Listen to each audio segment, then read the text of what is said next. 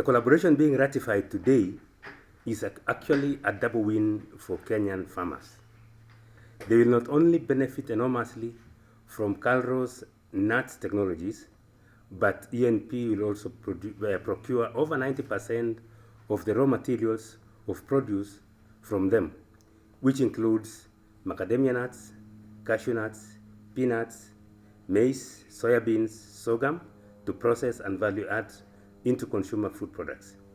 These products will be marketed both locally and internationally, especially in the US and Europe, which are very important markets for nuts. Majority of the nut crops introduced into the country have aged and now produce low yields with poor nut quality. Crop improvement programs taken in our research institutes have resulted in development of improved varieties of the main nuts in the country. I can single out some of these high-yielding varieties, which include groundnuts CG7, which is a red, large-seeded, and good for roasting, which is recommended for commercial growing. ICGV SM991, which is medium-sized, red nuts for roasting, also recommended for commercial growing, is ICGV SM 12991, which are cream colored, best for peanut butter, among others. Improved cashew nut varieties yielding over 50 kilograms per tree at maturity include A81, A82, A75/83, and A100. Macadamia nuts recommended for commercial production include MRG20, which produces 60 to 120 kilogram nuts per tree. Despite KALRO's efforts, the biggest challenge facing productivity in the nut industry in our country is that our farmers still use poor yielding planting materials and varieties.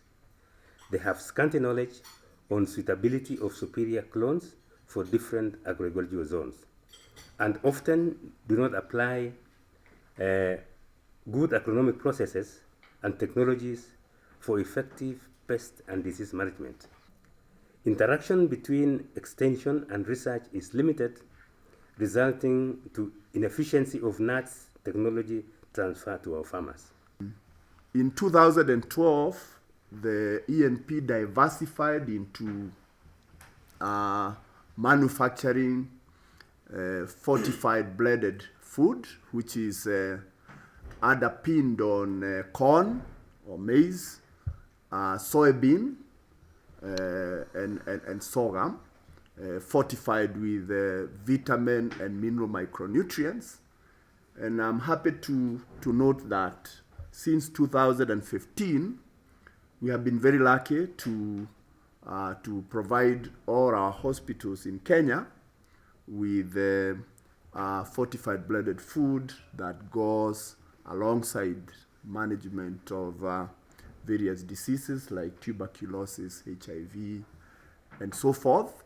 With regard to soybeans, which is a major component of our key raw material in our fortified food division, the question we have been asking ourselves is, what is this that farmers in Malawi and Uganda are able to do that our Kenyan farmers cannot do? Because we are forced to import soybeans every year. And it has been our desire to work with organizations like yourselves and link up to the farmers, because as a Kenyan industry, manufacturing industry, we would like our farmers to benefit from the technologies that we have. And so this is one of the key things that has been on the table for discussion with yourselves, and I'm very happy that we have come to this point where we can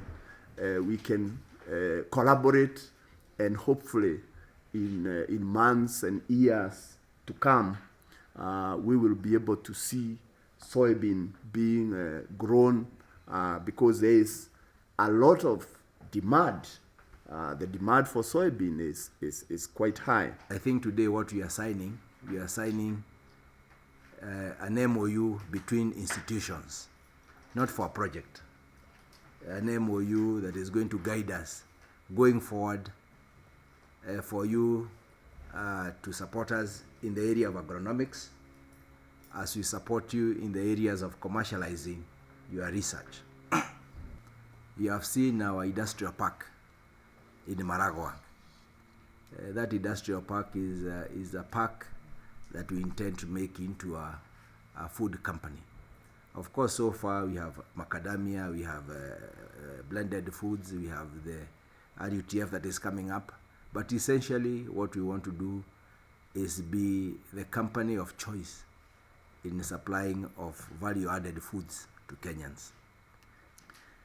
The CEO has mentioned that our business, when you are in food business, 90% of your input is agricultural raw materials. Whatever you do, 90% is agricultural raw materials. And it's unfortunate sometimes when you find yourself spending billions of shillings importing things can be easily grown by our Kenyan farmers. Let us assist our farmers to grow the right varieties.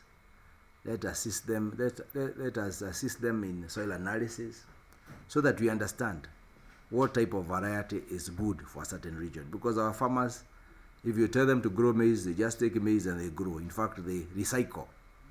They don't improve. But sometimes there's lack of knowledge. And I'm happy you have mentioned about extension. I think we must also, as at the level where we are, and support the governors to really take up this issue of extension.